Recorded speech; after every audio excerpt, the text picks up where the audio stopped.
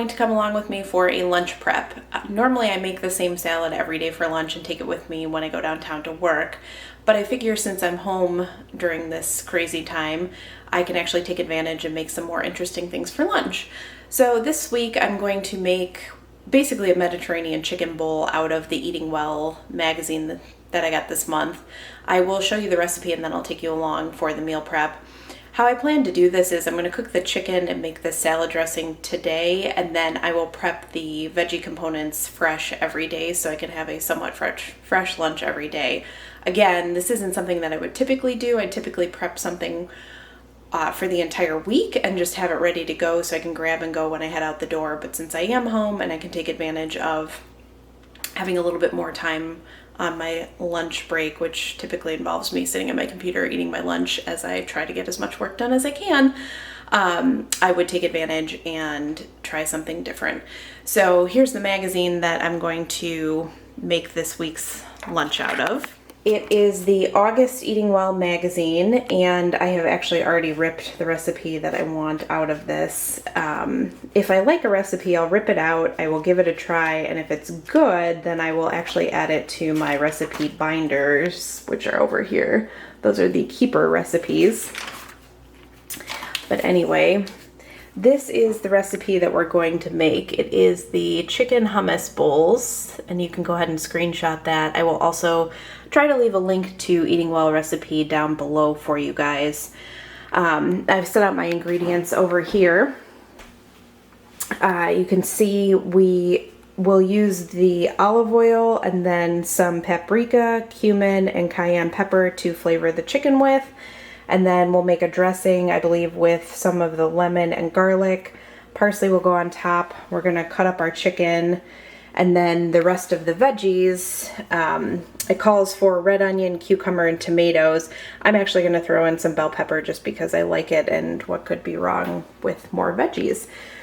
So I'm gonna start by making the paste that goes on the chicken and get the chicken in the pan to cook. The recipe actually calls for the chicken to be done in the broiler. I am going to ignore that and cook it in a pan because I don't want to turn my oven on and throw that much heat. So anyway, I will show you guys what I'm going to do, and I will show you the finished product.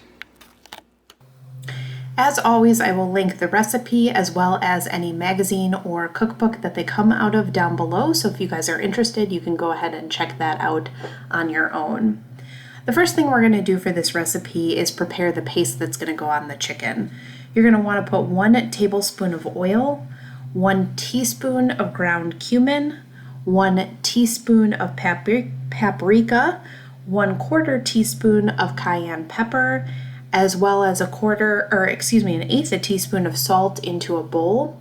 You're then going to whisk that paste up until it's well combined. The next thing you're going to want to do is prep your chicken.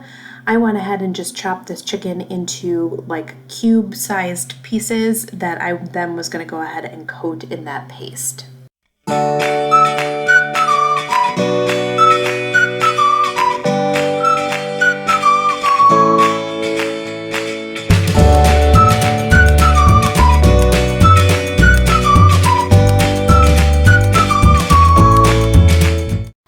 I then added the chicken to a skillet that I'd prepared just with some cooking spray, and you're going to want to cook that until it's cooked through. Next, you're going to want to get started on the dressing for this. That's going to involve mashing 2 cloves of garlic. Now, the easiest way to do this is to chop the garlic into as fine a mince as you can, and then you're going to take your knife and kind of crush it on through the garlic. You're going to add some salt to this, some coarse salt to make the crushing of this or mashing of the garlic easier. Just keep running the back of the knife over the garlic until you end up with sort of a fine paste. Next, you're going to want to add 2 tablespoons of lemon juice to the mashed garlic. My lemon felt very firm and like it wasn't going to give off a lot of juice, so I rolled it on my cutting board to see if I could get any more juice to release from it. I then went ahead and squeezed the lemon juice in, cut side up to hopefully avoid seeds, although you can see I did drop one in there. It's no big deal, just fish them out to make sure you aren't chomping on one of those. I then added 2 tablespoons of oil and whisked the dressing up. I then set that aside while I prepared the rest of the salad. Next up was chopping the veggies for the salad. As I mentioned earlier, I was just preparing some of the vegetables for the salad today fresh, and I would chop the other ones later in the week when I was having the salad other days for lunch. So I went ahead and chopped up some English cucumber, I chopped up some bell pepper, some red onion, and then some cherry tomatoes I just chopped in half. I feel like any lunch that starts with ingredients that look this good is automatically gonna taste good. Am I right? Eat your rainbow. I also went ahead and chopped up some fresh parsley. This goes on top as sort of a garnish, and it does really help with the brightness of the dish, so I wouldn't skip this if you guys are tempted to. You then saw me put a 1/4 cup of hummus in a bowl. That sort of begins the assembly of this salad bowl. The chicken was done, so I then went ahead and added my chicken to the side of the bowl. Next up is just the final piece of this, which is assembly of the salad. I went ahead and tried to make this look a little artful, mainly because I was filming it. I can tell you that normally I just sort of fling stuff in a bowl as fast as I can so I can get back to work. I then topped it with the salad dressing, and it was good to go. You guys, the salad was absolutely delicious. I will 100% be making it again. It was very filling for lunch, I think because of both the chicken and the hummus, but also felt light and not like I needed to take a nap after eating it, and I could get back to work. A winner for me. Hey guys, welcome to another work week lunch video. This week I'm going to make a carrot and chickpea salad with a tahini dressing. I'm going to go ahead and meal prep this. I'm going to keep the components separate just so they stay fresher all week, but I will go ahead and make enough to last for lunches for the entire week. The recipe is from the Smitten Kitchen Everyday Cookbook. That's the cookbook that I'm cooking out of all week, so I thought it would be fun to also make a lunch recipe from it. So I will go ahead and show you guys the cookbook and the recipe so you can screenshot it if you want to make it as well. And I will also go ahead and link the cookbook down below for you guys. So here is the recipe for you. It's the carrot salad with tahini, crisp chickpeas, and salted pistachios. Looks delicious. Hope mine looks half that good. And then here is the cookbook that I'm making it from. It's the Smitten Kitchen Everyday Cookbook by Deb Perlman. All right, without further ado, let's get cooking. All right, so here are the ingredients that you're gonna need for the salad. For the actual salad itself, you're gonna need some carrots, parsley, and roasted salted pistachios that are not in the shells. To go on the salad, we're gonna roast some chickpeas. So I have some garbanzo beans or chickpeas here, and they're gonna be roasted with some cumin. And then for the dressing that's going to go on the salad, you need a clove of garlic, a lemon, some tahini, salt, pepper, olive oil, and some red pepper flakes, and then I believe some water as well. So I will go ahead and start cooking all this for you guys. All right, you guys, this salad actually turned out to be super simple to make and was very flavorful. The first thing you're going to do is make your chickpeas that need to go into the oven to roast. So you're going to take 1 can of chickpeas and toss that with a tablespoon of olive oil, a 1/2 teaspoon of sea salt, and a 1/4 teaspoon of ground cumin.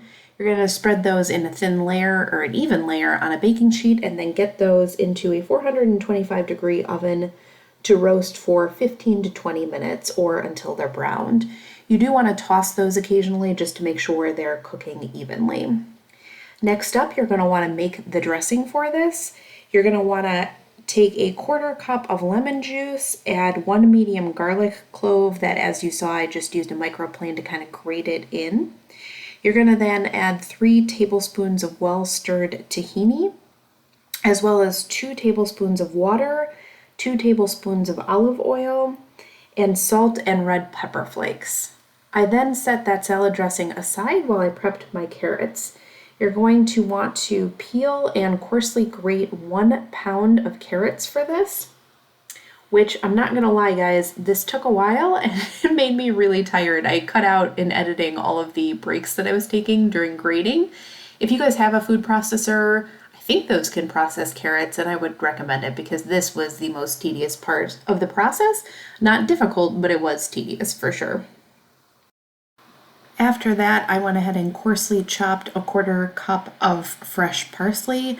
Since there were so few ingredients with this, I wouldn't skip out on the fresh herbs. I think this is one where it is important to actually use fresh, which I don't always say. I then stirred the parsley and the carrots together, added the chickpeas that were done roasting at this point, and stirred those together as well. I then went ahead and added the dressing and stirred all of the ingredients to combine. When I went ahead and plated this up, I added the pistachio nuts, which you can coarsely chop if you want. I left mine whole. The salad turned out really, really well. I actually was pleasantly surprised with how much I liked it. I would say maybe serve it alongside a protein if you want to keep full until dinner time. Hey guys, it's Ryan. Welcome back to another Working Mom's Weekday Meal video. In this video, I'm compiling a bunch of different salad ideas for you guys to make as a inspiration for what you can bring with you to work or have if you're stuck at home like me. This week, I'm cooking a salad out of the Barefoot Contessa Back to Basics cookbook. It is the roasted butternut squash salad with warm cider vinaigrette. Let me show you guys the recipe. So here is the recipe. It's the roasted butternut squash salad with warm cider vinaigrette.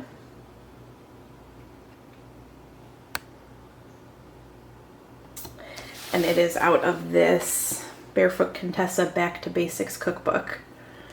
So what you guys are gonna need for this recipe, for the roasted butternut squash, I cheated this week and just bought pre-cut butternut squash because cutting butternut squash is a pain in the rear, and I went for convenience rather than cost this week. So I got those. You add salt, pepper, some maple syrup, and then some extra virgin olive oil. You toss that all to combine and roast it. Then for the actual salad portion, you have a bed of baby arugula, and then you add some toasted walnut halves. They're supposed to be walnut halves. I have walnut halves in pieces. And then you add some, I believe the recipe actually called for Parmesan, grated Parmesan, but I have, some Romano left over, so I will use that before I use the Parmesan in my fridge. And then you make a warm vinaigrette that has a couple tablespoons of shallot in it, some Dijon mustard. I'm using the Grey Poupon brand. And then you add some apple cider vinegar as well as some apple cider. So I will go ahead and get this started and show you guys the process. Okay, before I forget, you also need cranberries. I'm using the 50% less sugar cranberries because this is what I use in my yogurt every morning and that's what I have on hand. But I believe the intention with these is you roast the butternut squash until it's almost done, and when there's 5 minutes left, you add the dried cranberries and roast them for 5 minutes as well. All right, let's get started on the squash. All right, so for this one, we are gonna start with the squash. You're gonna add your squash to a pan along with 2 tablespoons of olive oil and 1 tablespoon of maple syrup. You're gonna add 1 teaspoon of salt and 1/2 teaspoon of pepper, and then toss that all until the squash is coated in the liquid and the salt and pepper, obviously. You're then gonna add that to a 400-degree oven and roast it for 15 to 20 minutes, turning it once until the squash is tender. At the last 5 minutes of roasting, you're gonna add the cranberries as I mentioned earlier. I also got my walnuts in to toast. In the meantime, you're gonna prep your dressing. That involved putting a 1/4 cup of apple cider as well as 2 tablespoons of cider vinegar into a measuring cup. I then went ahead and minced up 2 tablespoons of shallots. I got the shallots into a saucepan and then added the apple cider and apple cider vinegar mixture and cooked that over medium to high heat for 6 to 8 minutes, or until the vinegar was reduced to about a 1/4 cup. While that was cooking in a separate bowl, I finished off the dressing. This involved putting a 1/2 cup of olive oil, 2 teaspoons of Dijon mustard, 1 teaspoon of salt, and 1/2 teaspoon of pepper in a glass dish and whisking it to combine. Next up was just arranging the salad. I placed a bed of arugula in a large bowl. I added some Parmesan or Romano cheese. I then added some of my toasted walnuts. Once the cider mixture was reduced, I added that to the other liquids for my dressing and whisked it well. I then went ahead and added the roasted cranberries and butternut squash to the top of the salad and topped it with the salad dressing. Overall, the flavors of this salad were fantastic, particularly as a fall or winter salad, either as a main or a lunch. I really thought it was fantastic. If you're serving it for dinner, consider adding a piece of protein. Hey guys, welcome back to another What's for Lunch. In this series, I've been taking you through some lunch salad inspirations. If you're like me, you typically work outside the home and have a go-to salad that you take for lunch every single day.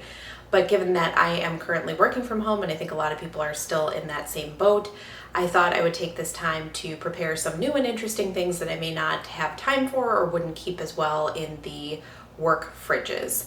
So today I'm going to be making a sushi Cobb salad from the Smitten Kitchen Cookbook. Let me go ahead and show you the cookbook, the recipe, and the ingredients you're gonna need. Okay, so here is the cookbook. It is the Smitten Kitchen Everyday Cookbook by Deb Perlman. For those of you that don't know, she started as a food blogger and now is a New York Times bestselling author. Her food photography and recipes are just impeccable. So if you guys haven't visited her website or checked her out on Instagram, I certainly encourage you to do so. The recipe I'm going to be making today is this sushi takeout Cobb salad recipe.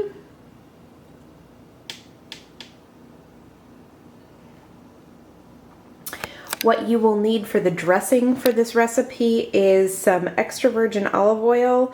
It calls for fresh ginger. I have this ginger paste on hand, so I'm just going to go ahead and use that. It calls for white miso. I could not find that in the store, so I just grabbed this.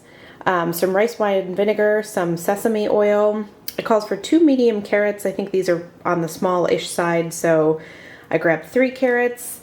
It calls for 2 shallots or white onion. I am going to do a combo and use up the rest of this white onion as well as this shallot.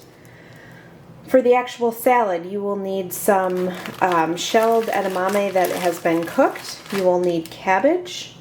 You will need some avocado, tomato, cucumber, and then some tofu, and then I have some chives to use as a garnish for the top. So let's go ahead and turn all of this into a salad. Okay, this one starts out with making the dressing. I went ahead and made the dressing in my NutriBullet.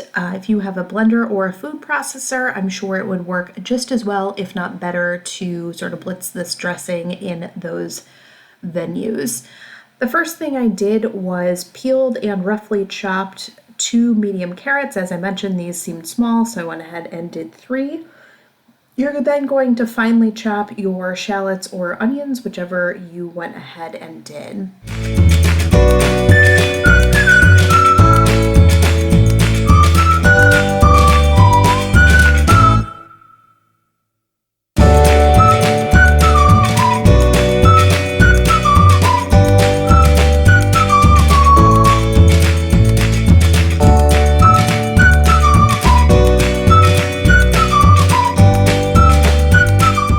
You're then going to add a 1/4 cup of the rice wine vinegar, a 1/4 cup of the miso to this mixture, as well as 2 tablespoons of fresh ginger. And then you're going to go ahead and do a sort of initial blitz on this to get everything combined. You then go ahead and add the rest of your ingredients to the dressing mixture. So the rest of the ingredients that you're going to need to add are a 1/4 cup of toasted sesame oil, as well as 6 tablespoons of a neutral oil. I used extra virgin olive oil.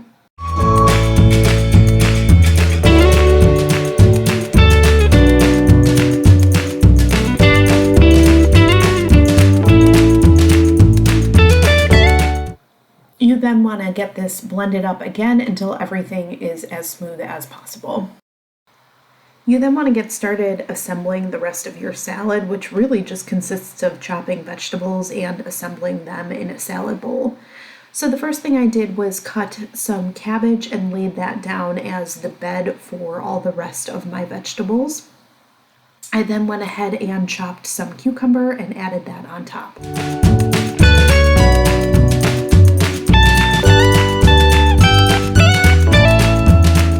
Next up, I diced some tomato and put those down next to the cucumber.